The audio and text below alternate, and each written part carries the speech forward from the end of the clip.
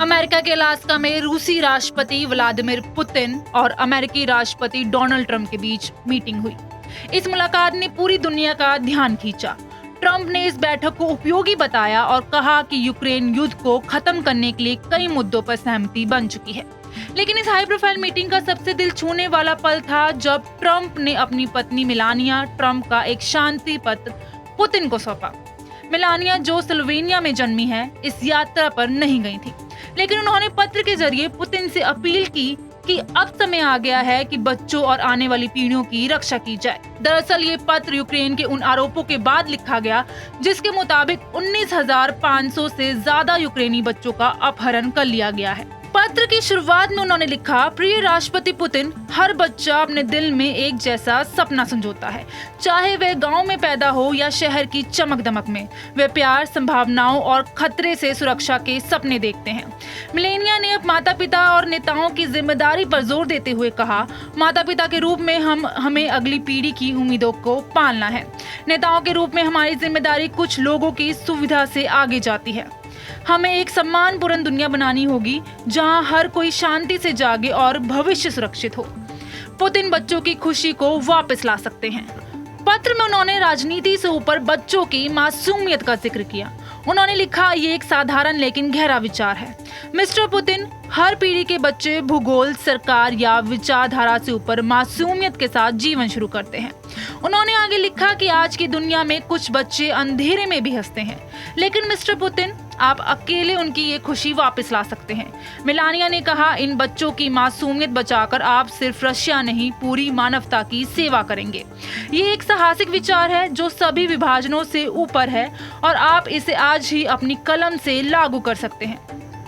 इससे पहले भी मेलानिया ट्रंप रशिया और यूक्रेन से जुड़ी अमेरिकी नीति में शामिल रही हैं। कहा जाता है कि उन्होंने अपने पति को यूक्रेन को अधिक सैन्य मदद देने और रशिया पर सख्त रुख अपनाने के लिए प्रेरित किया था। यह पत्र पुतिन को अलास्का में दोनों नेताओं की बैठक से ठीक पहले दिया गया। बाद में डोनाल्ड ट्रंप ने इस मुलाकात को बेहद फलदायी बताया। हालांकि उन्होंने ये साफ किया कि कोई औपचारिक समझौता नहीं हुआ है। दोनों नेताओं ने बातचीत को सकारात्मक बताया। इसी बीच यूक्रेन के राष्ट्रपति जेलेंस्की सोमवार को वाशिंगटन आने की उम्मीद है, जहां वे राष्ट्रपति ट्रंप से मुलाकात करेंगे। अमेरिका के अलास्का में रूसी राष्ट्रपति व्लादिमीर पुतिन और अमेरिकी राष्ट्रपति डोनाल्ड ट्रंप के बीच मीटिंग हुई। इस मुलाकात ने पूरी दुनिया का ध्यान खींचा।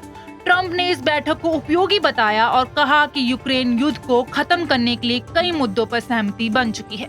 लेकिन इस हाई प्रोफाइल मीटिंग का सबसे दिल छूने वाला पल था जब ट्रंप ने अपनी पत्नी मेलानिया ट्रंप का एक शांति पत्र पुतिन को सौंपा।